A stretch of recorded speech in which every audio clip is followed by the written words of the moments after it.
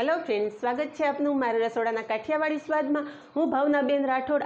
आज આપણે બનાવશું વરસાદમાં ખાવાની મજા પડી જાય એવા નવા જ ભજીયા, મિક્સ દાળના ભજીયા, એકદમ સ્વાદિષ્ટ, સોફ્ટ અને ઉપરથી ક્રિસ્પી અને અંદરથી એકદમ સરસ જાળીદાર ભજીયા। આ ભજીયામાં આપણે કોઈ પણ જાતનો લોટનો ઉપયોગ નહીં કરીએ અને સ્પેશિયલ મસાલા સાથેના ભજીયા બનાવશું અને સાથે આપણી સ્પેશિયલ ચટણી તો હોય જ।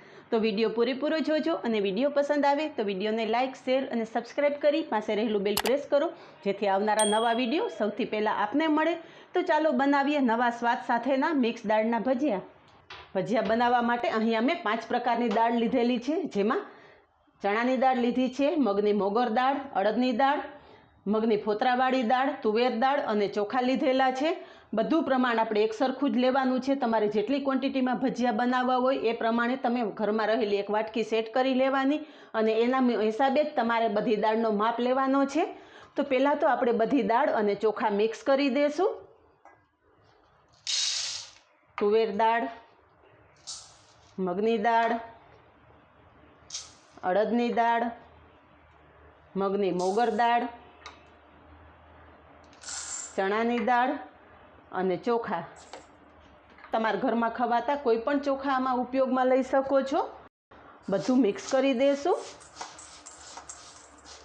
ફ્રેન્ડ્સ, આજ સુધી તમે અનેક પ્રકારના ભજીયા ખાધા હશે, પણ આજે આપણે 100% નવી રીતે અને નવા સ્વાદ સાથેના ભજીયા બનાવશું।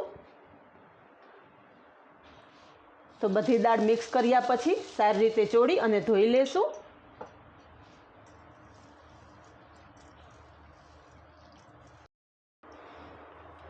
પાણી કાઢી નાખશું અને હજી એક પાણીએ ધોઈ લેશું। અહીંયા દાળ ચોખા એકદમ સારી રીતે ચોળી અને ધોઈ લીધા છે અને એક્સ્ટ્રા પાણી કાઢી લીધું છે। હવે દાળ ચોખાને પલાળી દેશું। આ રીતે દાળ પલાળવામાં ડૂબડૂબા પાણી રાખવાનું, જેથી કરીને દાળે દાળ અને આપણી ચોખા સારી રીતે ફૂલી શકે। હવે પલાળેલા દાળ ચોખાને 3 થી 4 કલાક રહેવા દેશું, પછી આગળની પ્રોસેસ કરશું। તો દાળ ચોખા ઢાંકી અને આપણે સાઈડ પર રાખી દઈશું। તો 4 કલાક દાળને પલાળ્યા પછી તમે જોઈ શકો છો કે દાળની ક્વોન્ટિટી ડબલ થઈ ગઈ છે અને આપણી બધી દાળ એકદમ સરસ ફૂલી ગઈ છે। હાથથી પ્રેસ કરતાં તમે જોઈ શકો છો કે દાળ એકદમ કટ થઈ જાય છે। આવી રીતના જ આપણી દાળ પલળેલી હોવી જોઈએ। જો દાળ પ્રોપર પલળેલી હશે તો દાળ પીસવામાં બિલકુલ પ્રોબ્લેમ નહીં થાય અને આપણું ભજીયા માટેનું બેટર એકદમ સ્મૂધ એવું તૈયાર થશે। દાળ ચોખા પલાળવા માટે તમારી પાસે સમય ના હોય તો તમે થોડું હુંફાળું ગરમ પાણી કરી અને આ દાળ પલાળી શકો છો। તો આ દાળ માત્ર 1 જ કલાકમાં પલળી જશે। આ રીતે કાણાવાળા ચમચાથી આપણે એક્સ્ટ્રા પાણી નિતારી અને દાળને મિક્સર જારમાં લઈ લેશું। તો અત્યારે અડધી દાળ મેં મિક્સર જારમાં લીધી છે, બાકીની દાળ આપણે પછી પીસશું। દાળ પીસવા માટે આપણે 2 થી 3 ચમચી જેટલું પાણી નાખશું। દાળમાં વધારે પાણી ના પડી જાય એનું ખાસ ધ્યાન રાખવાનું। તો આપણી 1 બેચની દાળ પીસાઈ ગઈ છે। તમે જોઈ શકો છો કે દાળની આ રીતના મેં થોડી રફલી એવી પીસેલી છે। દાળની એકદમ ફાઇન પેસ્ટ નથી કરવાની। પીસેલી દાળ આપણે એક બાઉલમાં કાઢી લેશું।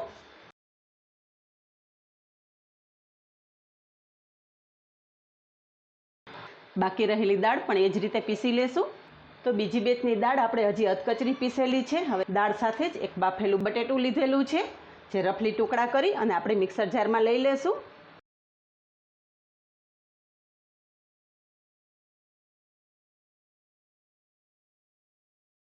ફરી પાછું મિક્સર ચલાવી દાળ અને બટેકા એકી સાથે પીસી લેશું।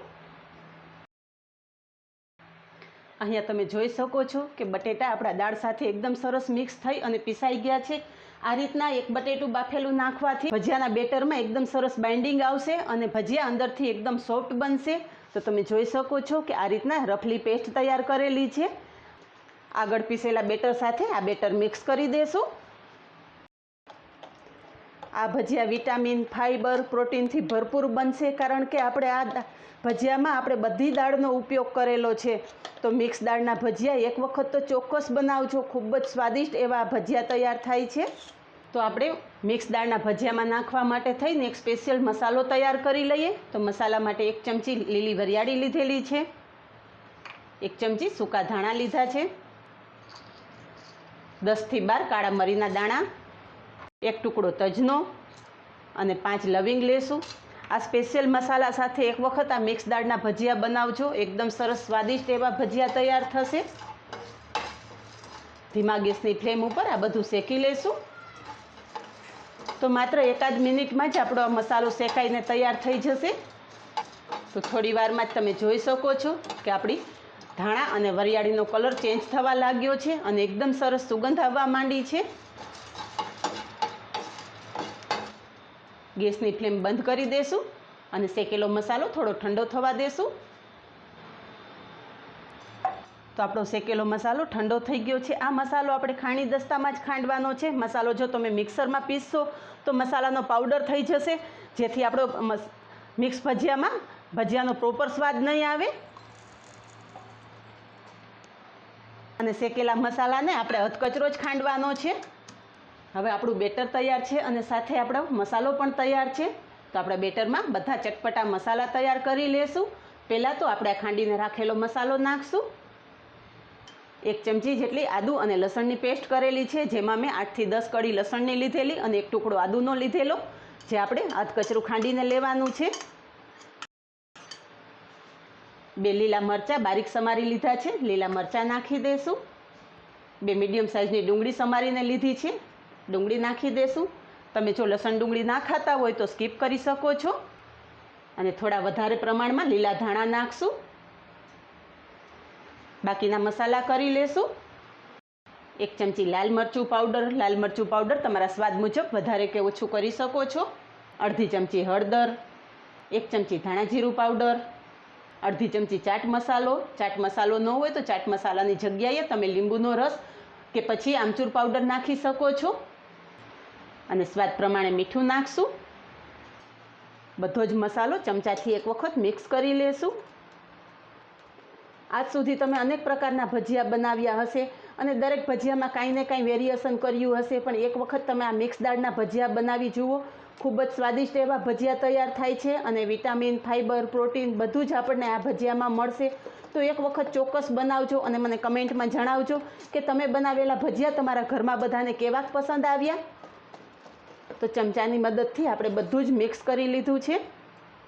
તો ભજીયાનું બેટર તૈયાર થઈ ગયું છે। ઢાંકી અને સાઈડમાં રાખી દેશું અને ભજીયા સાથે ખાવા માટેની એકદમ સ્વાદિષ્ટ ચટપટી ચટણી તૈયાર કરશું, જેના માટે એક મિક્સર જાર લીધેલો છે અને અહીંયા દાંડલી સહિત જ કોથમરી લીધી છે, 3 લીલા મરચાં લીધા છે, 1 મોટા લીંબુનો રસ લીધો છે અને 2 ચમચી જેટલા શેકેલા સિંગદાણા લીધા છે। જો તમારી પાસે શેકેલા સિંગદાણા ન હોય તો કાચા સિંગદાણા ઉપયોગમાં લઈ શકો છો અને 1 ટુકડો આદુનો લીધો છે। તો બધું જ આપણે મિક્સર જારમાં લઈ લેશું। કોથમરી થોડી રફલી સમારી લેશું, જેથી આપણી ચટણી ઝડપથી પીસાઈ જાય। મરચાં નાખી દેશું, આદુનો ટુકડો, લીંબુનો રસ અને સિંગદાણા નાખી દેશું। હવે ચટણીમાં સ્વાદ પ્રમાણે મીઠું નાખશું અને 1 ચમચી ખાંડ નાખશું। આ ચટણી થોડી ખાટી મીઠી હશે તો વધારે સ્વાદિષ્ટ લાગશે। તો ચટણી સાથે 2 ચમચી જેટલું પાણી નાખી અને ચટણી પીસી લેશું। તો અહીંયા આપણી ચટણી એકદમ સરસ પીસાઈ ગઈ છે અને તમે જોઈ શકો છો કે ચટણીનો કલર એકદમ સરસ આવેલો છે। તો પીસેલી ચટણી આપણે એક બાઉલમાં કાઢી લેશું। આ ચટણી તમે ભજીયા, બટેટા વડા કે પછી સેન્ડવિચ સાથે બનાવી શકો છો। ખૂબ જ સ્વાદિષ્ટ એવી ચટણી તૈયાર થાય છે। હવે આપણી ચટણી તૈયાર છે અને બેટર પણ જોઈ લઈએ। અહીંયા આપણું બેટર પણ એકદમ સરસ સેટ થઈ ગયું છે। હવે બેટરને આપણે ચમચાથી બધો મસાલો મિક્સ કરેલો પણ એક વખત હાથેથી બેટરને આપણે ફીણી લેશું। હાથની ગરમીથી ભજીયામાં હવાના કણ ભરાશે અને આપણા મિક્સ દાળના ભજીયા એકદમ સરસ પોચા રૂ જેવા બનશે। તો 1 થી 2 મિનિટ હાથેથી ફીણવાથી તમે જોઈ શકો છો કે આપણું બેટર એકદમ સરસ ફ્લફી થઈ ગયું છે। બેટર આપણું આ રીતના કન્સિસ્ટન્સી હોવી જોઈએ, હાથમાં લેતા તમે આ ભજીયું પાડી શકો એટલું હોવું જોઈએ। બેટર વધારે ઢીલું ના થવું જોઈએ। જો ઢીલું થાય તો તમારે ભજીયા પાડવામાં પ્રોબ્લેમ રહેશે અને એના માટેનું સોલ્યુશન પણ તમને હું આગળ જણાવીશ। હવે આપણા ભજીયા એકદમ પોચા અને જાળીદાર બને એના માટે આપણે ચપટી કુકિંગ સોડા નાખશું। કુકિંગ સોડા વધારે ના પડે એનું ધ્યાન રાખવાનું। ઉપર લીંબુનો રસ નાખશું, જેથી આપણું કુકિંગ સોડા ઝડપથી એક્ટિવેટ થઈ જશે। અને 1 ચમચો ગરમ તેલ નાખશું। ગરમ તેલ નાખવાથી ભજીયા લાંબા સમય સુધી સોફ્ટ રહેશે। બધું જ મિક્સ કરી લેશું। ભજીયા જ્યારે તમારે પાડવાના હોય ત્યારે જ કુકિંગ સોડા મિક્સ કરવાના, પહેલાં કુકિંગ સોડા મિક્સ કરી અને બેટર નથી રાખી મૂકવાનું। તો કુકિંગ સોડા આપણે બેટરમાં મિક્સ કર્યા પછી તમે જોઈ શકો છો કે આપણું બેટર એકદમ ફ્લફી થઈ ગયું છે, જેનાથી આપણા ભજીયા એકદમ સરસ પોચા અને જાળીદાર તૈયાર થશે. આ બાજુ આપણું ભજીયા માટે તેલ પણ ગરમ થઈ ગયું છે, ચેક કરી લેશું. તો થોડું બેટર તેલમાં નાખતા તમે જોઈ શકો છો કે તરત જ ઉપર આવે છે. તો આપણું ભજીયા બનાવવા માટેનું તેલ એકદમ સરસ પરફેક્ટ તૈયાર થઈ ગયું છે. તો ભજીયા બનાવશું. ભજીયા આપણે નાની સાઇઝના જ બનાવશું, ફૂલતા થોડા મોટા થશે.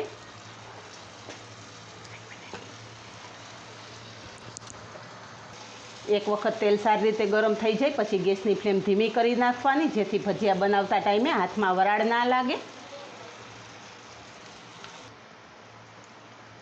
ભજીયા તેલમાં નાખ્યા પછી તરત જ નથી પલટાવવાના, હળવા હાથે આ રીતે ચમચો ફેરવવાનો, જેથી ભજીયા ઉપર નીચે બધી બાજુ એકદમ સરસ તળાઈ જાય. અહીં આપણા ભજીયા એકદમ સરસ તળાઈ ગયા છે અને ગોલ્ડન બ્રાઉન કલર આવી ગયો છે.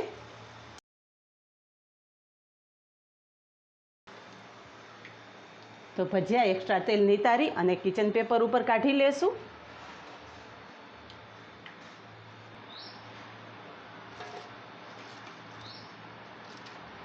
બાકીના ભજીયા પણ આ રીતે બનાવી લેશું.